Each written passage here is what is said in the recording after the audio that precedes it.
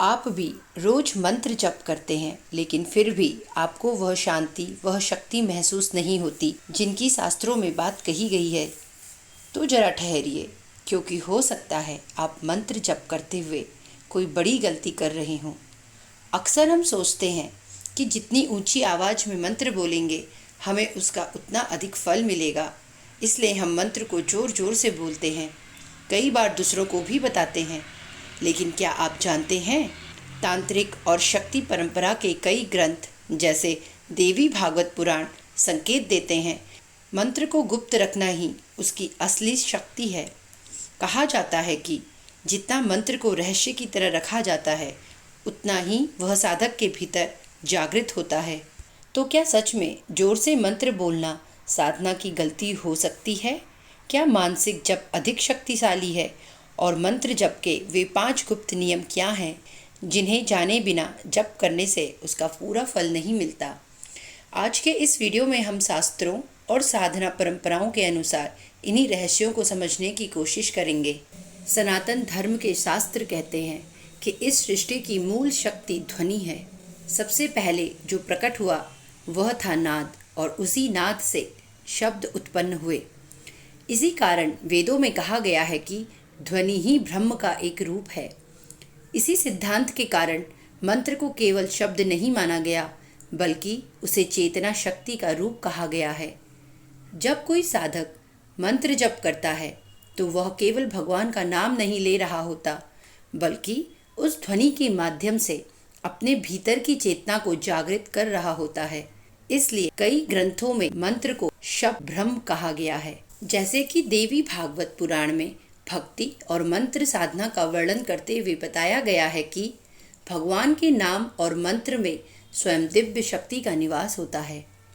इसी प्रकार मंत्र महोदधि जैसे तांत्रिक ग्रंथों में भी कहा गया है कि मंत्र केवल अक्षरों का समूह नहीं है, बल्कि प्रत्येक अक्षर के भीतर एक विशेष ऊर्जा और देवता का तत्व छिपा होता है। इसी कारण जब साधक बार बार मंत्र जप करता है तो वह ध्वनि धीरे धीरे उसके मन, प्राण और चेतना पर प्रभाव डालने लगती है।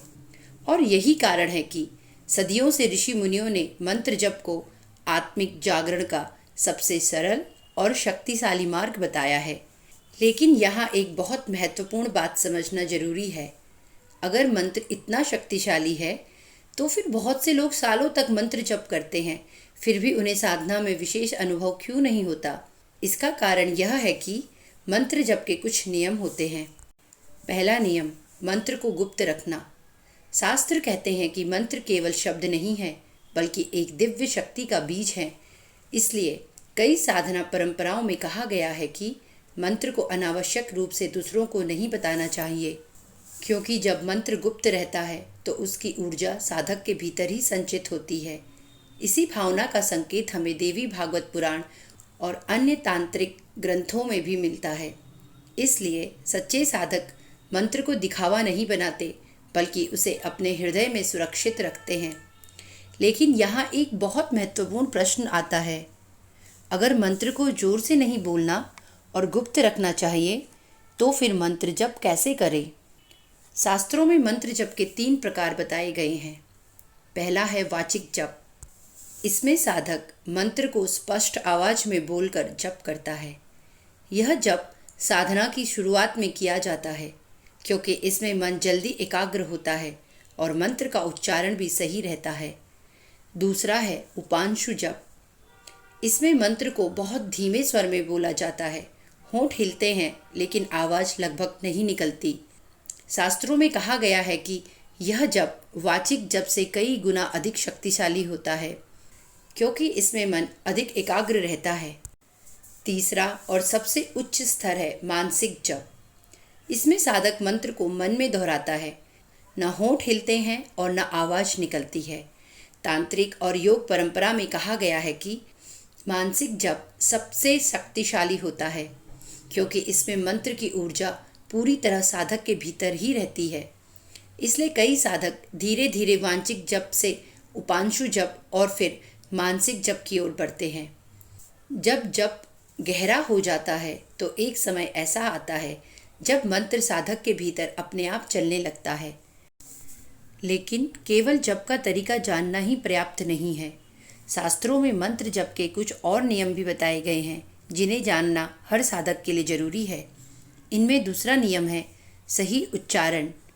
मंत्र बोलते समय अक्षरों को स्पष्ट और संतुलित रखना चाहिए। उदाहरण के लिए, अगर कोई साधक ओम नमः शिवाय मंत्र जप रहा है तो उसे ऐसे बोलना चाहिए, ओम नमः शिवाय।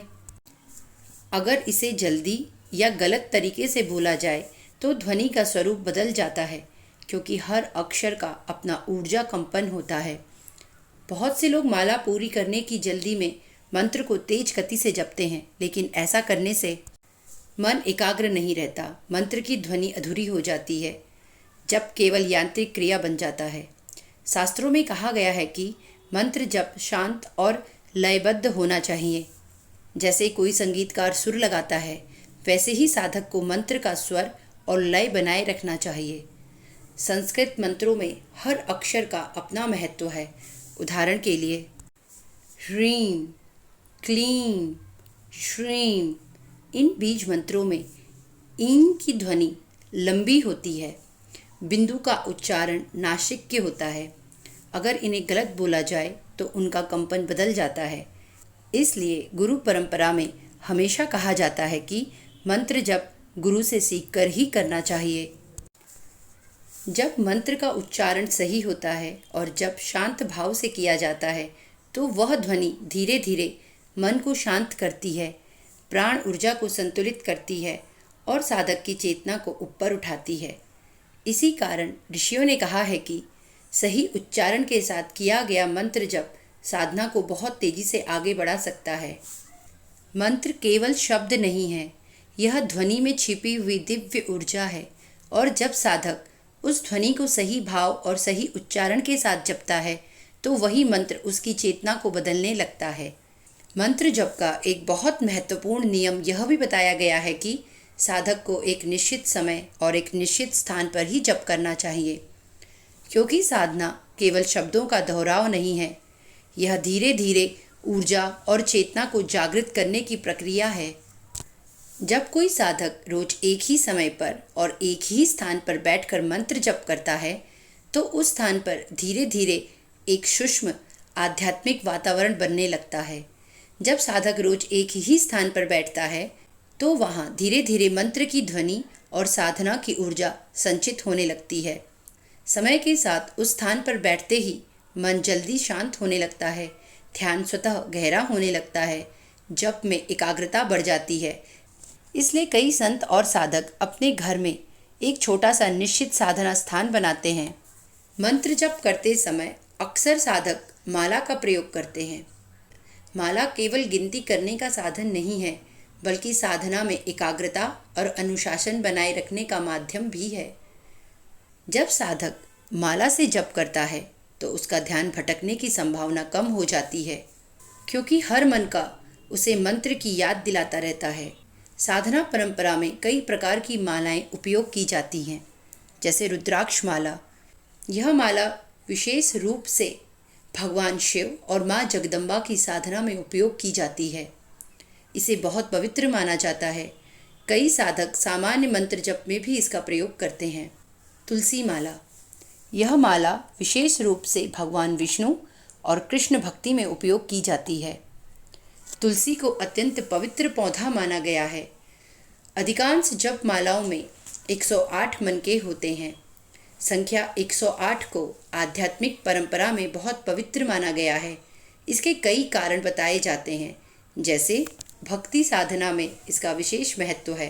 प्राचीन ज्योतिष में 27 नक्षत्र माने जाते हैं। प्रत्येक नक्षत्र के 4 चरण होते हैं। 27 को अगर हम 4 से गुणा करते हैं तो 108 होता है। इसलिए 108 संख्या को संपूर्णता का प्रतीक माना गया है। माला से जप करने से मंत्र जप नियमित और अनुशासित रहता है। मन को एकाग्रता मिलती है। साधक को यह भी पता चलता है कि उसने कितने मंत्र जपे। धीरे धीरे जप करते समय मन और मंत्र के बीच एक लय रिदम बन जाती है। अब यहाँ प्रश्न उठता है, माला जप कैसे करें? जप करते समय अंगूठे और मध्यमा उंगली से मन का चलाना चाहिए। तर्जनी उंगली इंडेक्स फिंगर का प्रयोग नहीं करना चाहिए, क्योंकि तर्जनी को अहंकार का प्रतीक माना जाता है। जब साधक नियमित रूप से माला से जप करता है तो एक समय ऐसा आता है कि माला अपने आप चलती रहती है और मन पूरी तरह मंत्र में डूब जाता है। इसी अवस्था में जप धीरे धीरे ध्यान का रूप ले लेता है। मंत्र जप केवल शब्दों को बार बार बोलना नहीं है। शास्त्र कहते हैं कि मंत्र की असली शक्ति साधक के भाव और एकाग्रता से प्रकट होती है। अगर कोई व्यक्ति हजारों बार मंत्र जप करे लेकिन उसका मन इधर उधर भटकता रहे तो वह जप केवल यांत्रिक क्रिया बनकर रह जाता है। लेकिन जब साधक श्रद्धा, भक्ति और एकाग्रता के साथ जप करता है तो वही मंत्र धीरे धीरे उसके मन और चेतना पर गहरा प्रभाव डालने लगता है।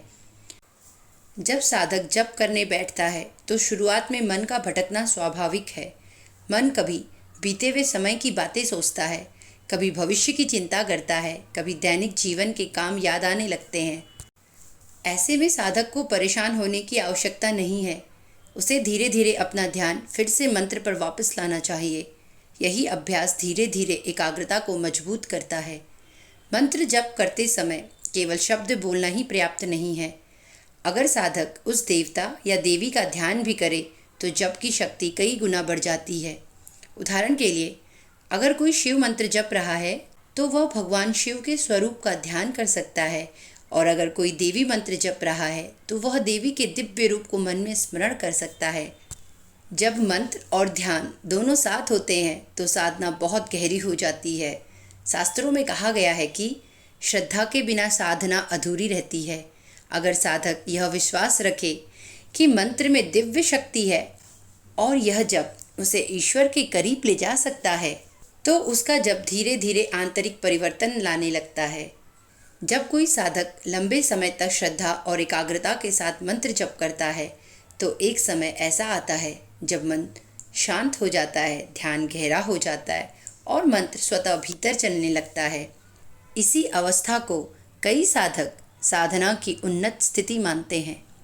मंत्र जप की साधना केवल शब्दों का उच्चारण नहीं है, यह धीरे धीरे साधक के मन, ऊर्जा और चेतना को बदलने की प्रक्रिया है। जब साधक लंबे समय तक नियम से जप करता है तो एक समय ऐसा आता है जब साधक मंत्र नहीं जपता, मंत्र साधक को जपने लगता है। इसका अर्थ यह है कि मंत्र धीरे धीरे साधक के मन और श्वास का हिस्सा बन जाता है, और यह अवस्था योग और भक्ति मार्ग दोनों में बहुत महत्वपूर्ण मानी गई है, जिसका उल्लेख प्राचीन ग्रंथों में भी मिलता है। अब अंत में मैं आपसे एक छोटा सा प्रश्न पूछना चाहती हूँ। क्या आप भी मंत्र जप करते हैं? अगर हाँ, तो आप कौन सा मंत्र जपते हैं? आप वाचिक जप करते हैं, उपांशु जप करते हैं या मानसिक जप करते हैं?